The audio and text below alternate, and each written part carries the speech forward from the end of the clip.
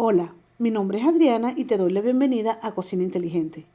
En este video voy a señalar 9 tips o recomendaciones importantes que debes tomar en cuenta para hacer panes sin gluten.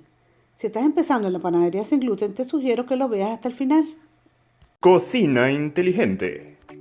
Tip número 1. Pesar los ingredientes. Los panes sin gluten deben hacerse con las medidas exactas que se indican en la receta. Es por ello que te recomiendo que peses meticulosamente cada ingrediente por separado antes de comenzar.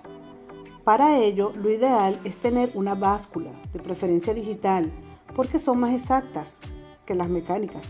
No te recomiendo que uses tazas medidoras, pues las proporciones no son tan precisas. En ocasiones hay que pesar ingredientes desde 1 o 2 gramos y lo mejor para ello es tener una báscula digital.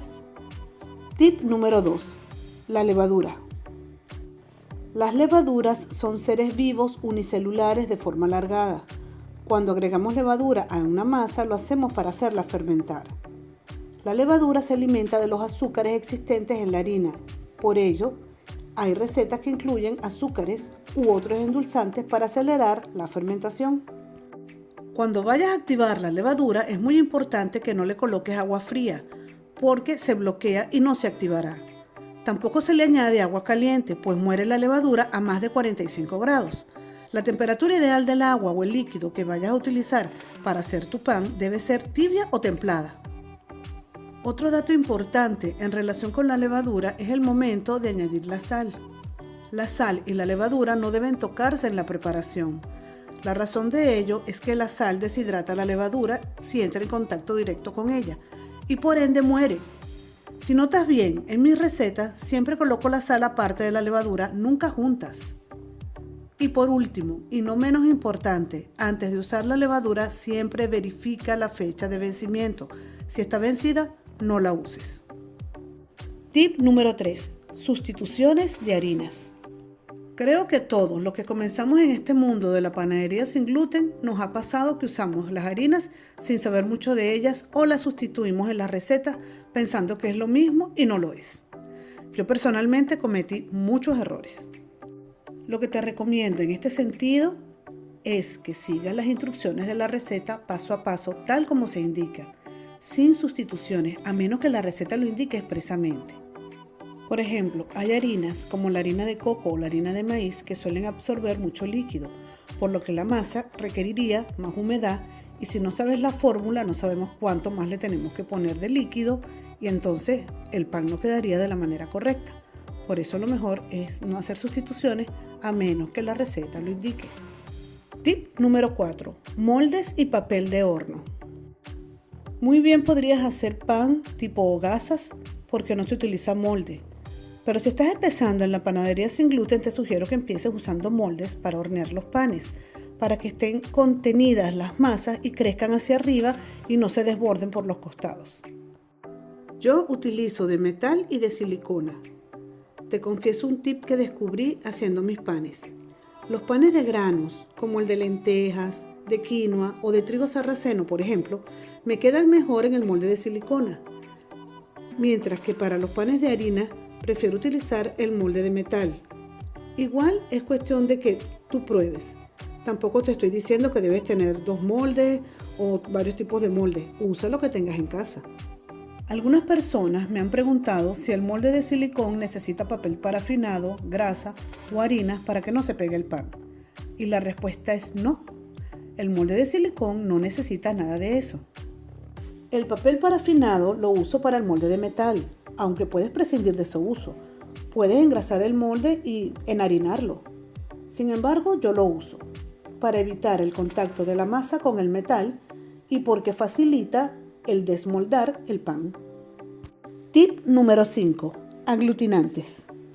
Si viste el video del psyllium y la goma Santana, ya sabes que los panes con harina sin gluten no son panificables por sí solas, sin el uso de ciertos aglutinantes que cumplen la función del gluten. Existen en el mercado mix de harinas comerciales que ya contienen psyllium o goma Santana.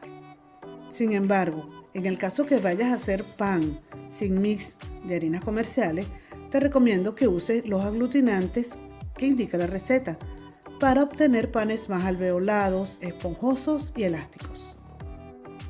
Sin embargo, no solo se usa psyllium y goma santana como aglutinantes, aunque son los que mejor resultado dan los panes. También puedes utilizar semillas de chía, que al tener contacto con líquidos forman mucílagos que sirven como aglutinantes, pero debes tomar en cuenta que tienen menos fuerza que el psyllium. Tip número 6. La fermentación. Hablemos de la fermentación.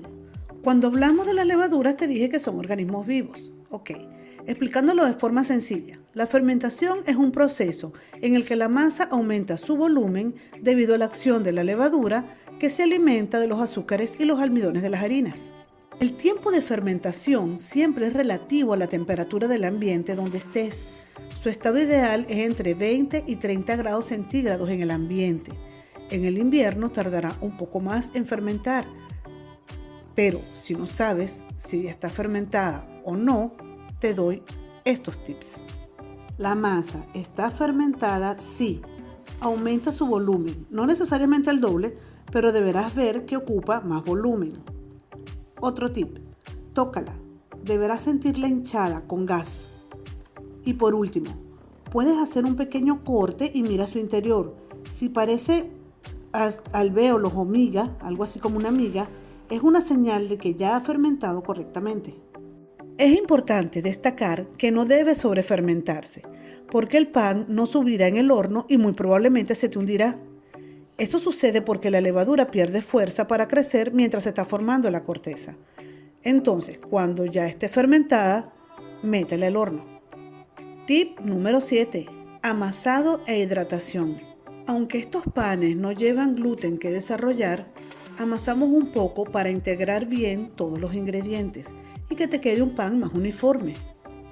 Asimismo, cuando estás amasando, si notas que le falta hidratación porque sientes que la masa está muy seca, puedes añadir pequeñas cantidades de líquido para corregir la hidratación y cuando la masa se separe del cuenco de manera natural, ya estará lista. Tip número 8. Horneado. Lo primero que te voy a decir es que es muy importante precalentar el horno. Si la masa está en su punto justo para meterse al horno y este no está caliente, corremos el riesgo de que se pase y que se sobrefermente. Y ya sabes lo que pasa cuando se sobrefermenta. Por eso es lo recomendable siempre que el horno esté caliente esperando a la masa, no que la masa espere que el horno se caliente. Con respecto al horneado te voy a dar varios tips. Primero, marca el pan con cuchillo o con la hojilla especial para cortar pan si la tienes, haciendo cortes limpios como indica la receta. Hay panes que no lo requieren. 2. En el caso que lo indique la receta, vierte medio vaso de agua en un molde de metal pequeño en la parte baja del horno. Esto se hace para crear humedad en el horno y que le dé tiempo a la levadura de aumentar más su volumen. 3. No abras el horno antes de las 3 primeras partes del tiempo de horneado. Si lo abres, entrará aire frío y se te bajará el pan. 4. El tiempo de horneado no es igual para todos los hornos. Sin embargo, son aproximados. Debes estar pendiente. Y 5. Sabrás si el pan está listo cuando tenga corteza dura y firme. Y al darle unos golpecitos suena como hueco. Tip número 9. Recomendaciones finales. Estamos llegando al final de este video y no puedo terminarlo hasta darte estas últimas recomendaciones que también son importantes. Al sacar el pan del horno, debes colocarlo en una rejilla, pues así se evita que se humedezca por debajo. Por otra parte, también recomiendo tener una tabla exclusivamente para picar tus panes y así evitas la contaminación cruzada por otros alimentos. En cuanto al almacenar el pan, no es recomendable dejarlo sin tapar, pues se resecan. En ocasiones yo los envuelvo en papel film, aunque también se recomienda guardarlos en bolsas de tela de algodón. Si prefieres congelarlo porque no lo vas a consumir tan rápido, te sugiero que lo hagas en rebanadas y lo congelas y solo descongelas la cantidad que te vayas a consumir en ese momento. Gracias por ver hasta el final.